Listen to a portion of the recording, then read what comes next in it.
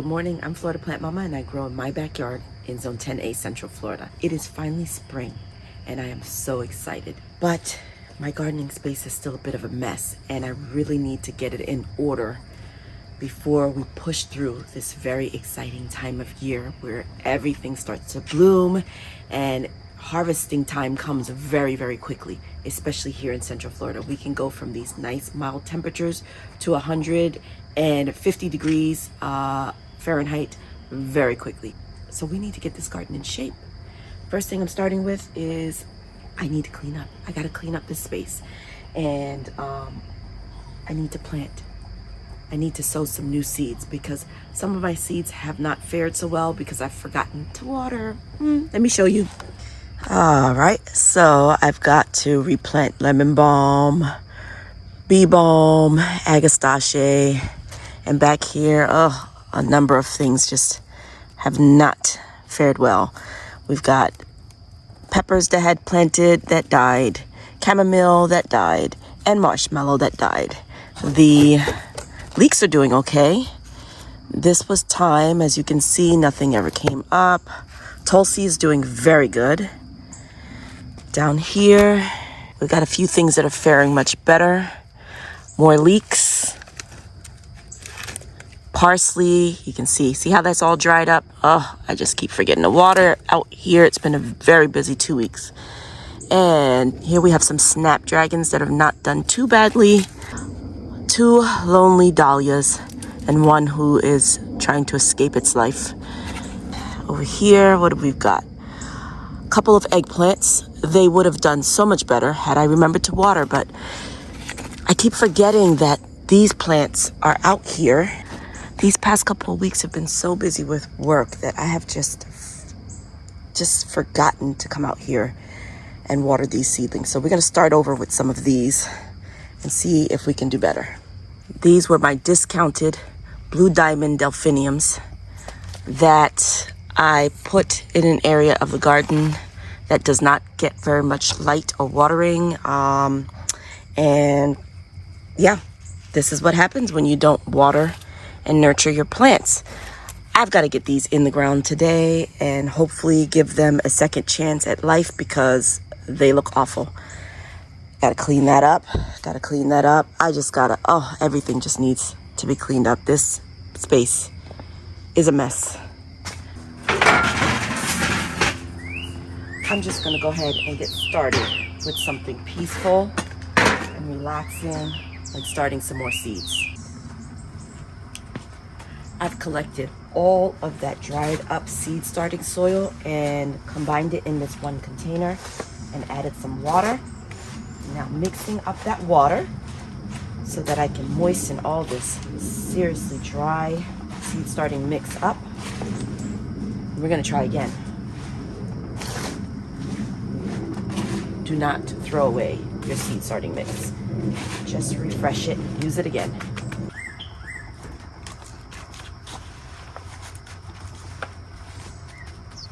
I find that this time of year when I'm starting my seeds outside, using these bigger containers is a little bit more helpful to me because they don't dry out as quickly as the tiny little seed cells. And I know I'm not going to get out here and water these things every day. Life just gets too busy and I completely forget.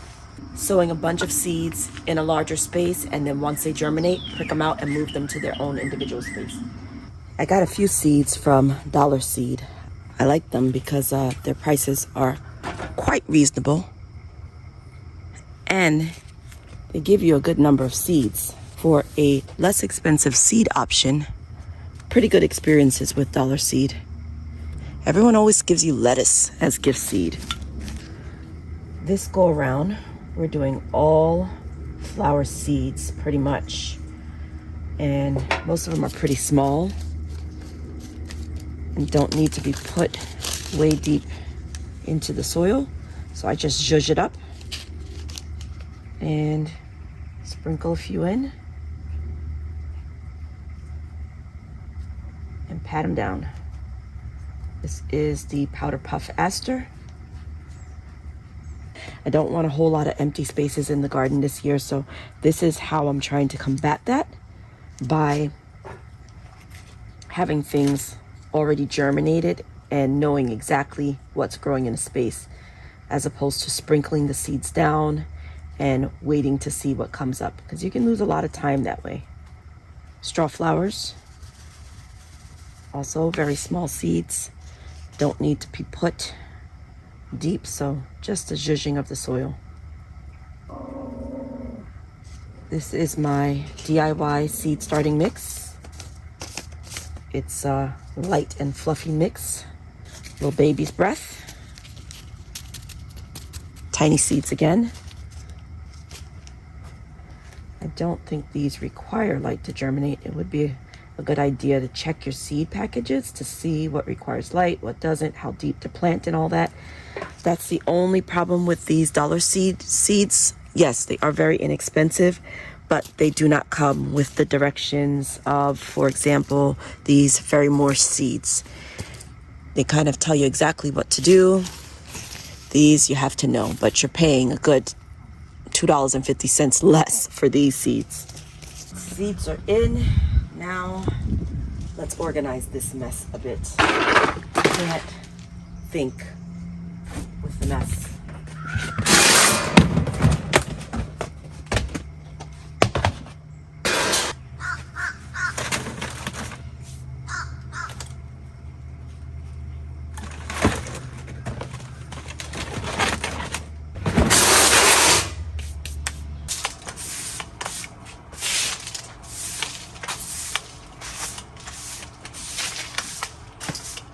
I am feeling so much better about the space now. Much, much neater. Still gotta empty out this bucket of debris, but everything else has been picked up. Now it's time to go in and get some stuff done on the inside. I purchased this salt and pepper plant at the Loop Garden plant sale probably about 3 weeks ago, and it's one of the ones that I've not been the best at watering, so she's looking quite pitiful. I'm gonna get her in the ground here and water her thoroughly and hope I haven't killed her. This is a great plant to attract butterflies and bees. This is what my old salt and pepper plant looks like. I don't know if this is gonna come back. They are perennial, but I see no green in here. I'm not sure if this is from this plant or if it's just a weed, so I'm gonna leave this alone for now, and I'll just plant the other one that I purchased in another spot. This is the plum bed. It's a work in progress. I have already started weeding this space, and more weeds are deciding to come in. I've got all this to clean up, and I'm gonna put my salt and pepper right here.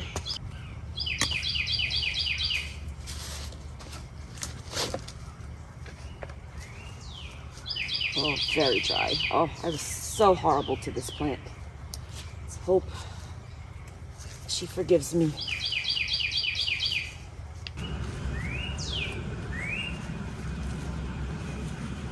I'm popping in these sad delphiniums as well.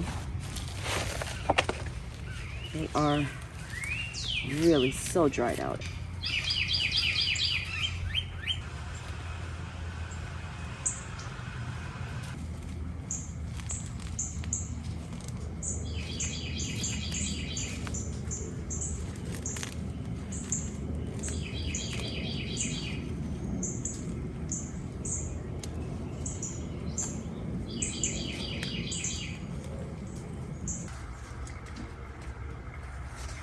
I've tied up one side of the blackberry bushes.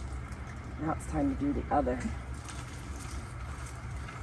Now, I have both thornless and thorned plants in here, so it just makes it a little bit more challenging.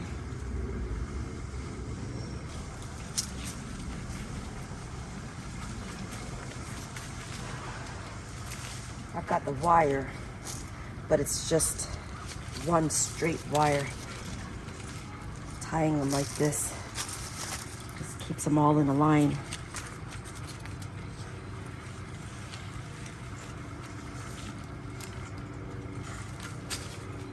Oh, the twine just snapped. Shoot.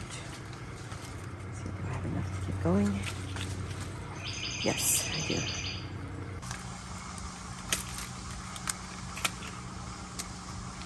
This Persian lime has died back a bit, but it is coming back. So I'm just cutting off up to where the new growth has begun, which is down in here. All this green is where we are, so this must go. I've been stalling on cutting back this longan tree because I was so hoping that it would sprout, but it hasn't yet, so I'm gonna go ahead and cut it back now. This one gave me so much fruit that I'm quite sad. Cut it back. Oh.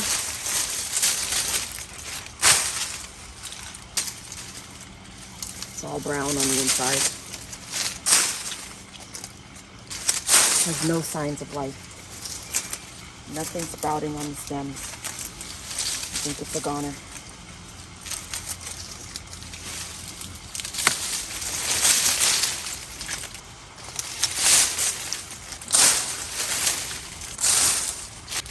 We're gonna go ahead and plant this little pomegranate right in here.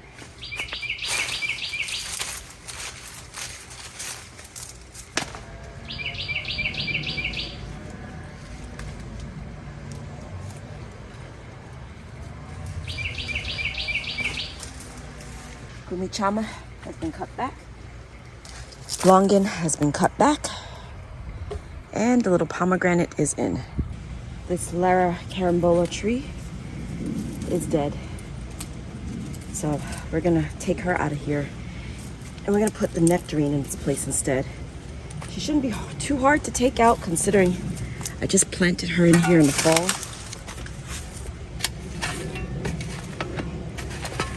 I guess I could move this bin out of the way. It's just so heavy.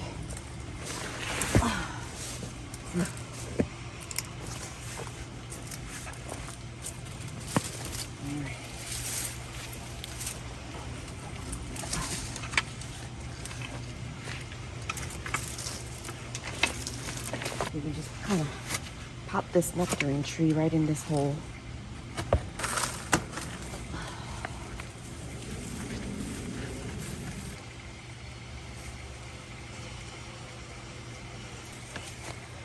All right.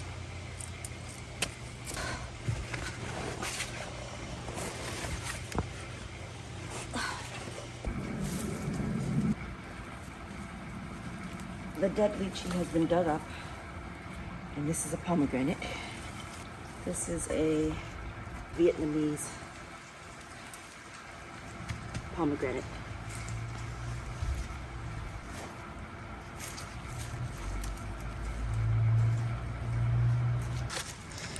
I moved to potted apple trees. They were both over in this corner. I put one here next to the Cattleya guava plants that I have. You can see the apples have flowered. These Fuji apples. Maybe, just maybe, we'll get apples this year.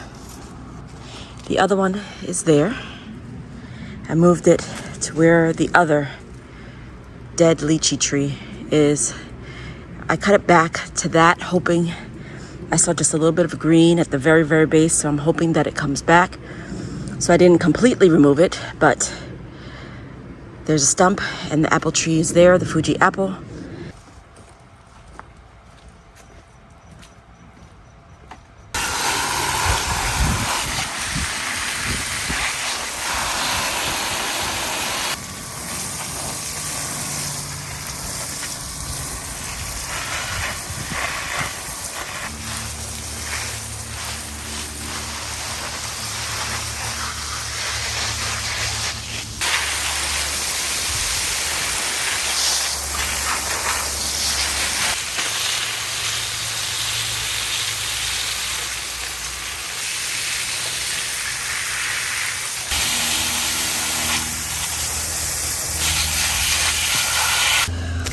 Last chore of the day is to drop some radish seeds, some turnip seeds, some baby choy, and some tatsoi.